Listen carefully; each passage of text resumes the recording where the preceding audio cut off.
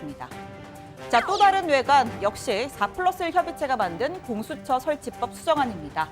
현재까지의 상황을 볼 때 민주당은 27일, 그러니까 내일 본회의를 열어서 이 선거법 개정안부터 처리를 하고요. 이 곧바로 공수처법 수정안을 상정하기로 방침을 정한 것으로 보입니다. 자, 그리고 나선 한 번 더 반복인데요. 이 공수처법을 놓고 필리버스터 2라운드가 끝나면 또다시 새 임시국회를 소집해서 본회의를 열고 이 공수처법 표결을 시도할 것으로 보입니다. 이른바 살라미 전술인 거죠. 자, 그런데 여야는 이 수정안에 추가된 한 가지 조항을 두고도 공방입니다. 다른 수사기관이 범죄 수사 과정에서 고위공직자 범죄를 인지할 경우 공수처에 통보한다. 바로 이 대목입니다. 한국당은 사실상 공수처에 사전 보고를 하도록 만들어서 비리를 덮어버리겠다는 의도라며 사법기관이 대통령이 임명한 공수처장의 시녀가 될 것이다 라고 주장했습니다. 반면 민주당은 공수처가 기소 단계에서 이첩을 요구하면 오히려 수사에 혼란이 벌어진다고 반박했습니다. 임기 후반에 드러날 수밖에 없는 각종 권력형 부패 범죄를 미리부터 막아내겠다는 것입니다. 문 대통령의 충직한 충견 수사기관을 별도로 만들어 놓겠다는 것입니다. 바로 이 악법으로 좌파 독재를 완성하겠다는 노골적인 속셈을 드러내고 있는 것입니다.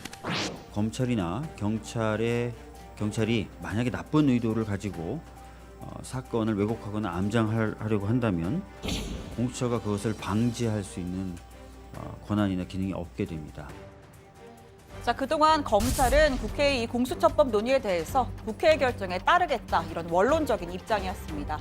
윤석열 검찰총장도 검찰개혁의 필요성에 공감하고 공수처 설치 자체는 결코 반대하지 않는다는 입장 공개적으로 밝혀왔죠. 저희 검찰은 전임 총장님 시절부터 어떤 부패 대응 역량이 강화된다면은 새로운 부패 대처 기구의 설치에 대해서 반대하지 않는다는 그런 입장을 가지고 있습니다. 방위 수사에 관해서는 저희가 늘 일관된 입장을 가져왔습니다. 네. 자, 그런데 이런 검찰이 공수처법 최종 수정안에 대해서 처음으로 공식적인 반대 목소리를 냈습니다. 공수처에 대한 범죄 통보 조항은 중대한 독소 조항이라는 제목의 대검 입장문을 내고 해당 조항을 조목조목 반박한 겁니다. 공수처는 단일한 반부패 기구일 뿐 검경의 고위공직자 수사 컨트롤 타워나 상급 기관이 아니다라고 규정을 하면서 이 검경 수사 착수 단계부터 그 내용을 공수처가 통보받는 것 정부의 조직 체계 원리에 반한다라고 주장했습니다. 공수처가 통보받아야 할 이유도 없고 또 각각의 역할을 수행하면 된다는 논리입니다.